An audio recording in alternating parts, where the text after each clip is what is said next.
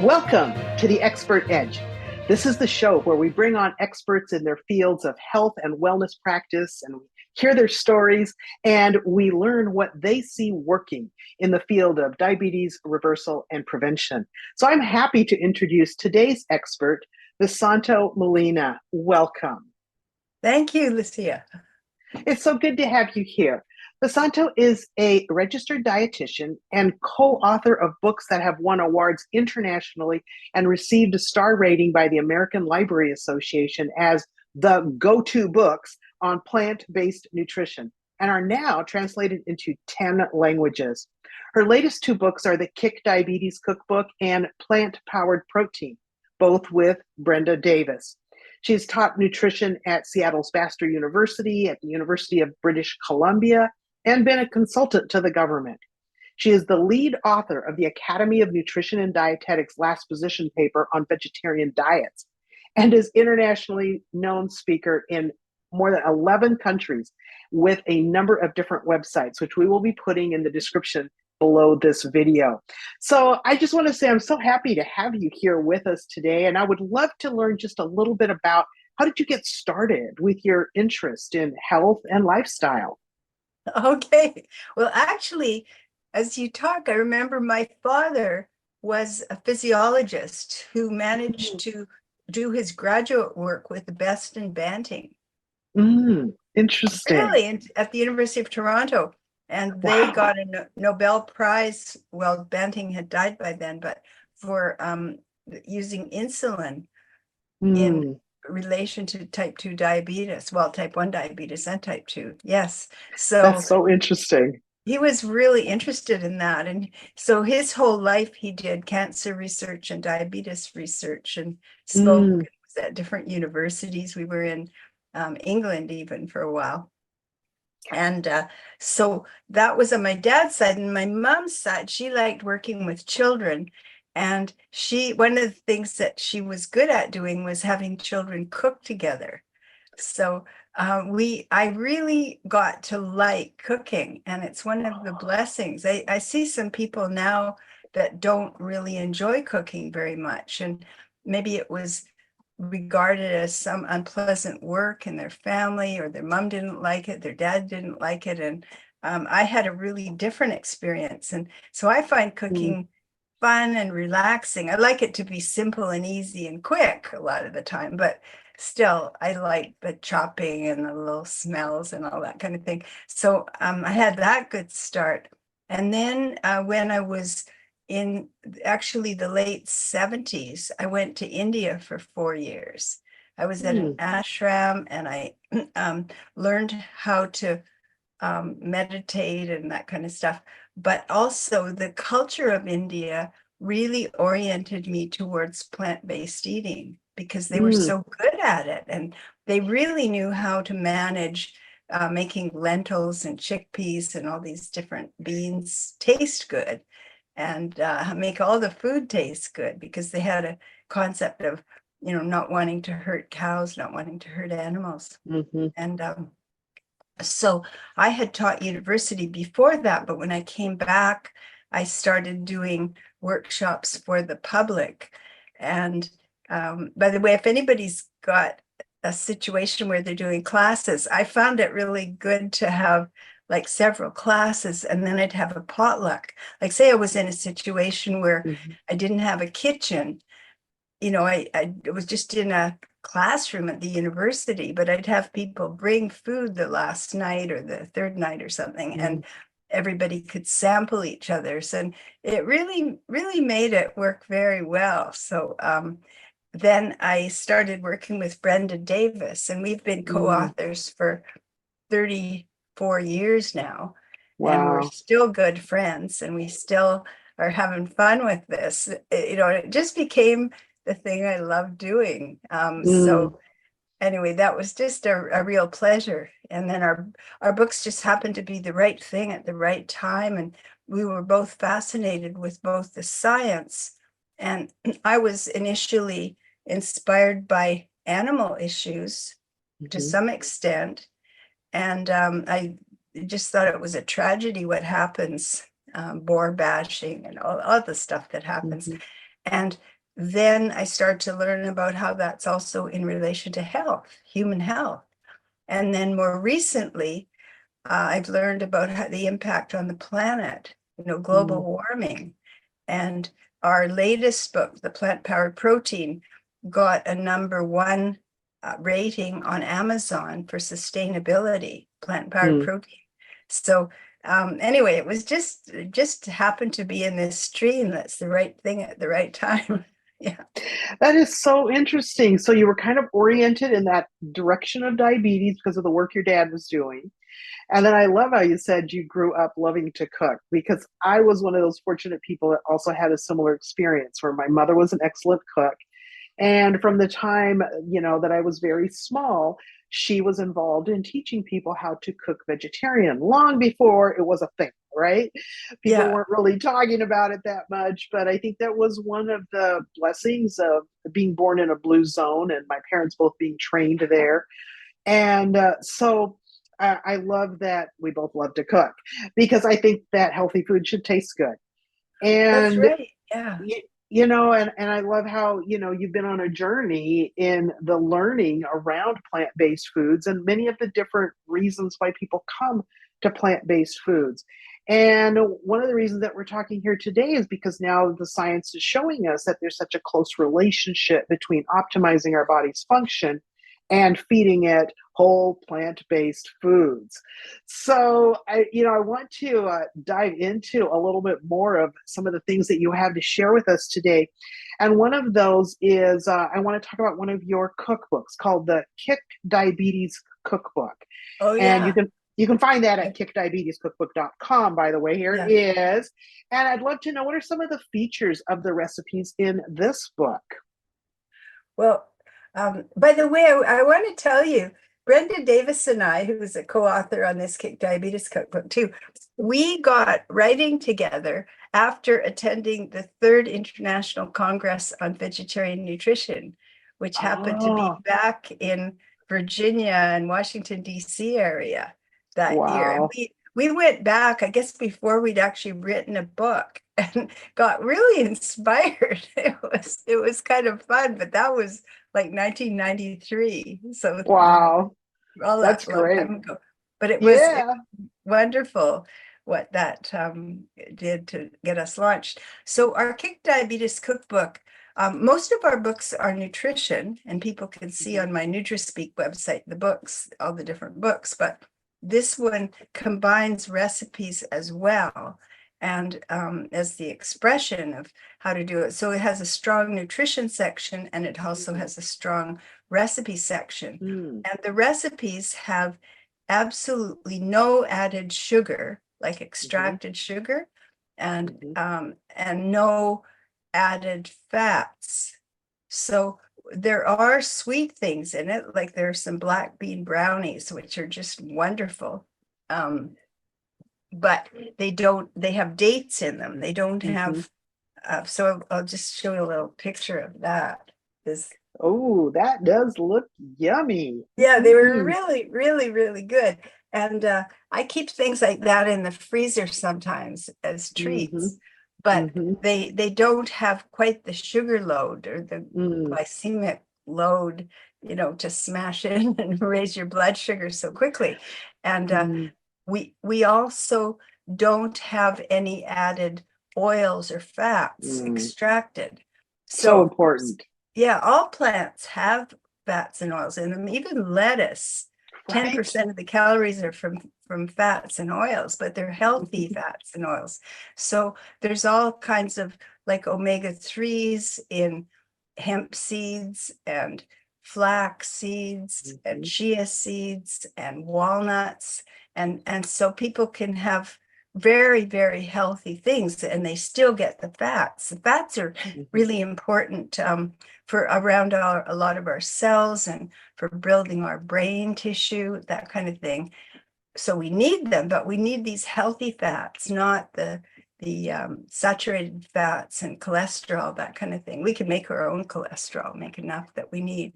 Right. So we left those out, and we also kept the sodium, the salt, really low. Of course, Mhm. sodium's an essential nutrient, but we don't need very much of it.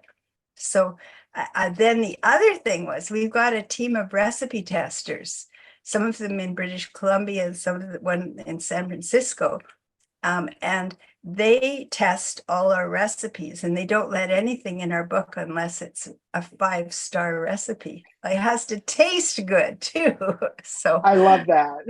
I love that because it's something that I've actually found is a challenge. If you just Google vegan or plant-based recipes, you can find probably millions of recipes. But what I have yeah. found over and over is that I really believe people have just taken ordinary recipes and tried to do some substitute changes on them. Like instead of, meat, we'll use this substitute, or instead Yeah. of, this unhealthy thing, we'll put this healthy. But I really don't believe some of them ever like try their recipes because some of them are so tasteless. And Yeah. just like everyone, I get something off the internet, it's like, oh, this one needs more of this or it needs more of this. And it's like, I would never share it with somebody until I had tweaked it or modified it or, something because the taste is actually a huge challenge. That's right. Wow, good points. Yeah, So, yeah, I'm glad you do and that. I also think when people are doing something like this, it's good to follow the recipe exactly the first time. Of course, leaving out Mhm. something you're allergic to, or if you can't eat cilantro or something like that, but follow it pretty exactly. And then you can Mhm. adjust it to your tastes after that. So Mhm. I like it to be, how people like, but it can give them a really good start. Um, Yes, absolutely. I think that's true. We've all, found that we like tweaking recipes. Um, but I love that you've done all this pre-work to make it easy and much higher chance of people enjoying the recipe exactly the way it's written. that's So right. Yeah. that's really great to know. That's a huge resource because I know when you're looking at both eliminating sugar and refined oils, that your choice of cookbooks and recipe collections is much smaller. Um, Yeah. and I appreciate the fact that you don't completely. I'm assuming you don't completely cut the salt out of your recipes, or do you? No, and I actually went to True North a few times in Santa Rosa Hmm. and got very interested because they do a really good job of turning around chronic Yes. disease. And I went down because Dr. Michael Clapper was there, who I thought, boy, Yeah. if he's there, he's a friend, but he's going to be a good place. So I went down, and people can lose a pound a day there, and Hmm. they have no salt added. But Right. I found that we do need 500 milligrams a day basic. And if you're out in the hot sun, or you're gardening, you're Hmm. hitchhiking, and you're out in heat, you're an athlete sweating, Yeah. you definitely need more salt. So we put it as an optional, but pretty low. Hmm. So it's been very interesting, yeah, to explore. And usually it takes people a while, they say 3 weeks for your taste buds to adapt. Yeah, that's So about right. yeah, say you're interested in, usually you eat these ultra processed foods where there's a wham sugar, Hmm. wham fat, wham salt, then it takes a while to get used to having lower levels, and then you get to like it after a while. You go, oh, this is really good. I had some Brussels sprouts and thought, these are good. You get the taste of the real food, and Yes, it makes a difference. It really does. yeah. So tell me about work that you've done um, related to hospital menus in New York City. So, Oh like, yeah. how did those kind of tie in here with your work you've been doing? Well, it was interesting. Last fall, I was on a book tour, and I started off in Philadelphia, where there's the Vegan Society, and Hmm.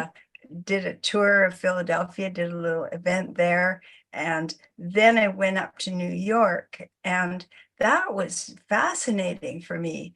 And then I was in New Jersey speaking at a medical conference where they gave me a Lifetime Achievement Award, and there were doctors from all over the US, but particularly the New York group, I was quite fascinated with their staff, their doctors, and they have changed things so that in 7 of the hospitals, the first 2 items on every menu are vegan, plant-based. Like, so Interesting. you know how most hospitals, other than the Adventist ones, are, they have really unhealthy food a lot of the Hmm. time. It's kind of shocking. You Hmm. could choose a vegan menu in many, many hospitals, but it isn't like raised to your attention as a first Right. priority. But there it was a first priority, and So people are interesting. liking it. So that was neat. And the reason that's happened is because the mayor was a Yes. policeman, a cop. Then he became diabetic. Then he turned it around by plant-based eating. He's a really good example of that. And then he became mayor of New York. So he was at that point thinking, I want, health for the people Hmm. in this Hmm. whole area.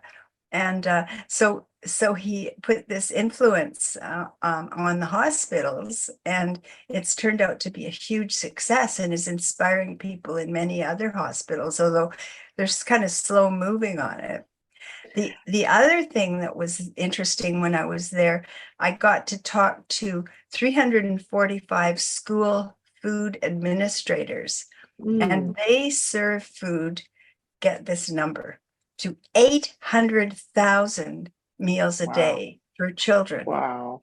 And these are, Oh. some children are in kind of a food desert, like what's the Hmm. only thing in their area is some little corner store that sells junk food, and not, Yeah. produce, not that kind of thing. And Hmm. so these meals were gradually moving towards more plant-based too. And they gave up hot dogs quite a few years ago. Wow. And I know in so many schools and kid events, we're still having hot dog sales and hot dogs given out because they're kind of easy. But those are class 1 carcinogens. They're in the Hmm. same category as cigarette smoke. And we Hmm. don't let people sell cigarettes on the school grounds, but we've Yeah. got hot dogs, and it's crazy. So they stopped the hot dogs, and then they went to Fridays being vegan. And Mm. all the chefs in the, all these different schools all over the New York area, they had to learn how to cook falafels and, little veggie balls, and, make things taste good. And they succeeded. So the kids don't dump it in the garbage. They actually Right. like it. Yeah. And so Fridays are plant-based, and now they're moving to Mondays being plant-based. So Wow. kind That's of an really cool. isn't that inspiring, so Yeah. that these kids will grow up without the same predisposition to diabetes and the other chronic Hmm. diseases, which is good. Yeah. Oh, I love that. So let's talk a little bit more about blood glucose levels and those with diabetes in the family or addictions like alcoholism. How does food kind of play into this? And you can share slides whenever Oh, you're yeah. ready. Yeah, I'll share some slides because I I got interested in this because um is that you see nutrition and our blood sugar there? Yes. Yeah. Yep. That's So good. um the the reason I got interested in this is I told you my family was my dad was a physiologist, Hmm. and he worked with diabetes, and there was also a lot of alcoholism in my family. Mm. And so I got interested in, and I read a book called Eating Right to Live Sober quite a while ago. This is in the 80s. And it really alerted me that our physiology can vary from Hmm. one person to another and be transmitted genetically. And some of Mm. the things that are interesting are how my food choices affect my blood sugar. So this was one I realized for myself was very important. And had things happened, like my energy would drop in mid-afternoon, Mm. or, at different times of the day, or for some people, they eat and then feel really tired. It's a reactive hypoglycemia. And or some people are just desperate, like, I've got to have something now, I've got to get this, even though I wasn't going to eat sugar, I'm going to grab this bar, junk food thing, have a Coke, that kind of stuff. And whoops. It turned out, from a book I read, from a doctor in Seattle, Eating Right to Live Sober, that there were some Danish studies, Scandinavian studies, about kids that were twins that were adopted into different families. So they had a different environment around them, but they carried this particular genetic predisposition to deal with blood glucose certain ways, so that was just an interesting thing, because I could see, like, my family was all very creative, but also a lot of alcoholism or diabetes or both. Interesting. Yeah. So what was interesting to understand was about clues to drops in one's own blood sugar, and then how do I keep my blood glucose level? Because we think of sugar as bad, but it's actually what fuels our brain and keeps us going. Like, we need some, even though it's thought of as a bad substance, we definitely need some. It's better to get it from dates and fruit and stuff than from a big load of sugar pop. But yeah, so one of the items that happened to help me understand things was that people have a glucose tolerance test, and that is like having a big gulp. It's sugar, but it's what you can get at 7-Eleven. It's not an unusual amount of sugar in this culture. It's kind of a crazy amount, but it's still normal. And it's like pie and ice cream amount of sugar. And in this graph, which just shows, it doesn't have numbers except for the hours, but it just shows that your blood sugar rises after you have some sugar. And then with a normal response, you'll have it back down to normal levels within an hour, and it doesn't go up too high. But with a diabetic, it'll even go off the top of the screen. It goes really high. And then it can take hours and hours, even a day, to come down to normal levels. So you've got all this sugar floating around, and that triggers the plaque formation and causes health problems. Yes, so that's the diabetic response. And then for alcoholics, sometimes what happens is that the blood sugar doesn't go up as much, but it goes down below. It's like a hypoglycemia. And it doesn't seem that low down. But because the bottom zero, your brain really knows that it's happening. And it'll go, hey, I want something done right now. I'm not kidding. Yeah. Because glucose fuels our brain. And your brain that's running things says this is an emergency. And so some of the clients I've had really different responses. And when I learned a lot about this, I actually went down and talked to the dietitians at the Betty Ford Center, because I was interested in the addiction side of it too, as well as the diabetes. But the responses could be like somebody just, exhausted, can barely do anything, or they're ready to fight.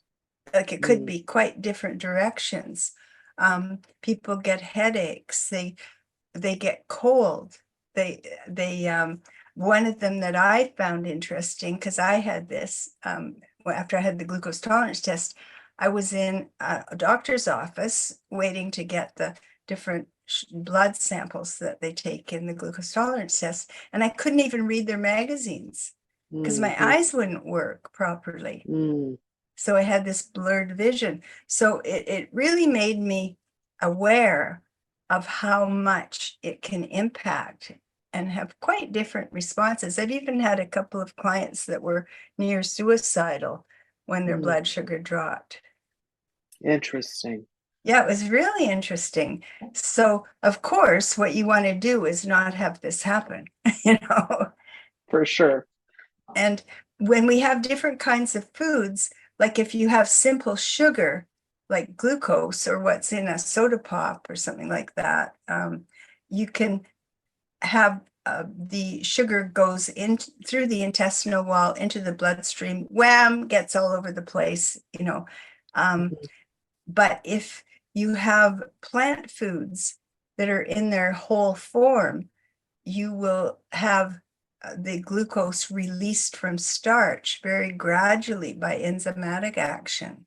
So these little 6 carbon, that could be sucrose when two are stuck together, two sugar molecules are stuck together, or it could be single ones. So, but it's a much more gradual process. So that is why the whole foods are a lot better.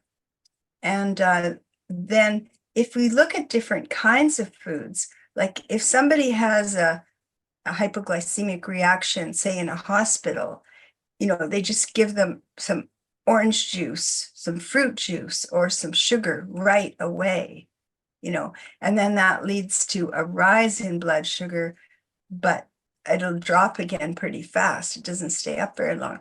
And then if we have white rice or a refined grain product, it's up, but in about an hour and a half, they've called something Chinese restaurant syndrome. You know, Mhm. you're hungry again if you just had rice and some veggies, you know, after a while. And but if you get more into whole foods that have fiber in them, there's this more gradual response to the food. And then legumes, beans, peas, lentils, they are the most helpful for this in the plant kingdom, for this gradual leveling of blood glucose. So I've just got a few more slides here. And this is the same situation, but in time, you know, written in words. And the animal products also can do the leveling, but I think legumes are the real superstars of blood glucose leveling. And fats can make you full, you know, add lots of calories, but they don't affect your blood sugar. Mhm. So what legumes are is things that grow in pods. So these are lentils, which I hadn't even seen on a plant, but anyway, and peas that are in little pods, and peanuts are another thing that are in pods. So this is just some examples here. So there's just a few slides now about how our way of eating can affect our blood sugar. Mm. So if some people will have just fruit for breakfast or a fruit smoothie that's just got fruit in it, and they sip away at it, your blood sugar can go up and down and up and down. It doesn't last very long with that sugar in it. Um, the fruit is a good choice, but it doesn't do leveling. And then you could Mhm. have maybe a starchy lunch like pasta and a high protein, low carb supper. And so if we look at, you know, how these affect our blood glucose, it just starts you realizing. Then some people are on low carb type diets, and those have in some people's experience helped them lose weight, but your brain's going, yikes, what's happening here?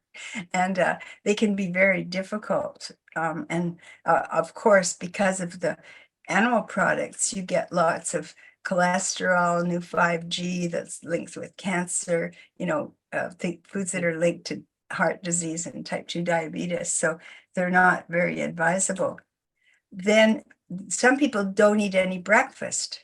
You know, I don't have time for breakfast, you know. And then by lunch, you've got to have a Coke and some fries, something like that. And that can raise your blood sugar. And then in the afternoon, a candy bar, maybe a balanced dinner.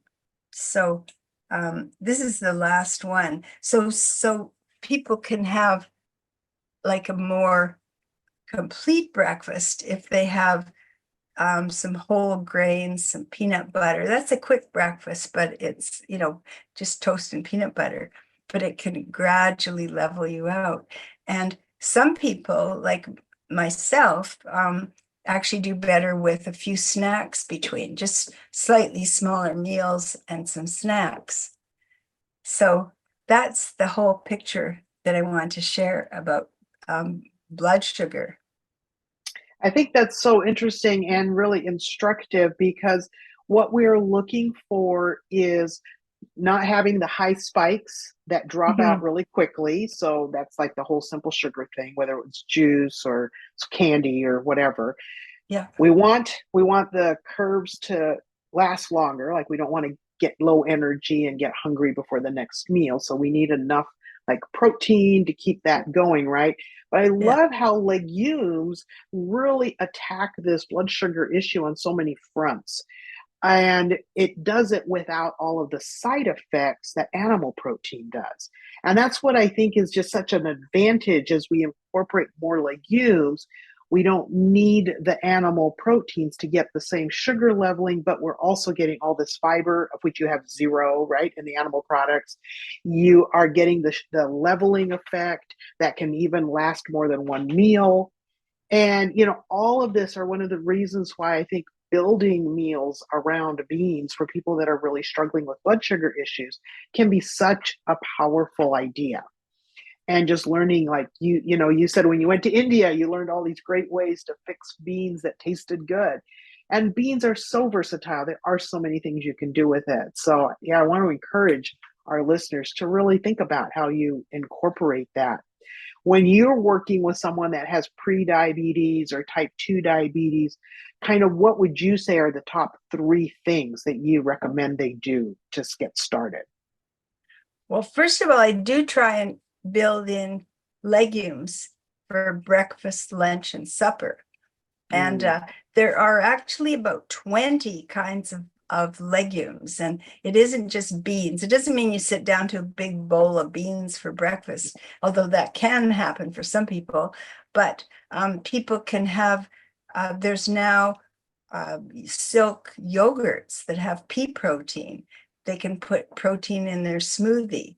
They mhm, can have peanut butter on their toast, another legume. In India, people would have masala dosas. In Hispanic food, I was just another place I was speaking was last year.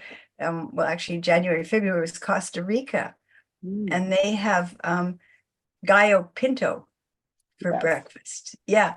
And Mhm. that's a normal Costa Rican. I was on the Nicoya Yeah. Peninsula, one of the other blue zones, and this was one of the places where people traditionally have had very long lives. Now, I won't say that they're still having them, Yeah.